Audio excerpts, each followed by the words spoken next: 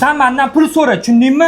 E'tibor so'ramagin. Meni vaqtim yo'q salla bilan ko'chaga chiqib yoki seni aylantirib yurishga. Ovqatni ham zahar qilding.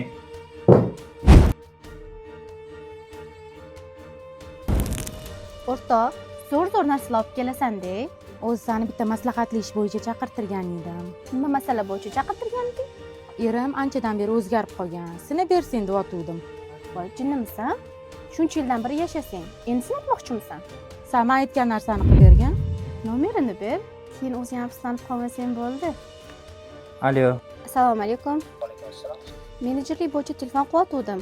Nomerimni qayerdan oldingiz? Odam xohlasa hamma narsani topa oladi. Shunaqa deng. Bo'ldi. Men sizga Telegramga lokasiya tashlayman. O'sha yerga keling, o'sha yerda gaplashamiz. Ha, o'rtoq, ering o'ralib qoldi-yu, bu yog'iga nima deysan? Sen shu narsani oxirigacha yetkazib ber, menga isboti bilan kerak. Sizda chiroyli qizga qanaqa ish topib bersam bo'lagina?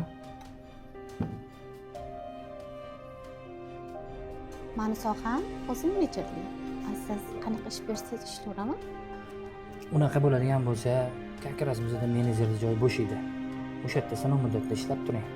Yaxshi ishlasangiz, keyin yana boshqa ko'taramiz. Nima deysiz? Unda qachondan ishga chiqsam bo'ladi? Xohlagan paytingiz ishga tushsangiz bo'ladi. Hozir 1 minut. Alo. Assalomu alaykum. Ha, gapirtasiz? Qattasiz?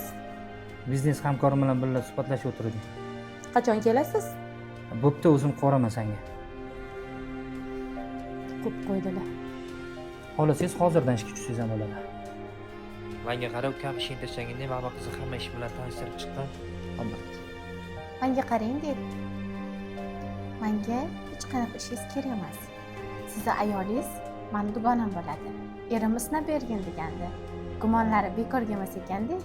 Har bitta insonni o'zini tarixi bo'ladi. Manmi pul. Xohlasang ayolimga borib ber, xohlasang baxtli hayot yasha. Mana ozgina ishlarim bor edi. Gaplashamiz. Allo. Nega telefoningni ko'tarmayapsan, o'rtoq? Boyagi masala bo'yicha eringni oldiga kelgandi. Ering sen o'ylagan odam emas ekan. Gumonlaring noto'g'ri chiqyapti.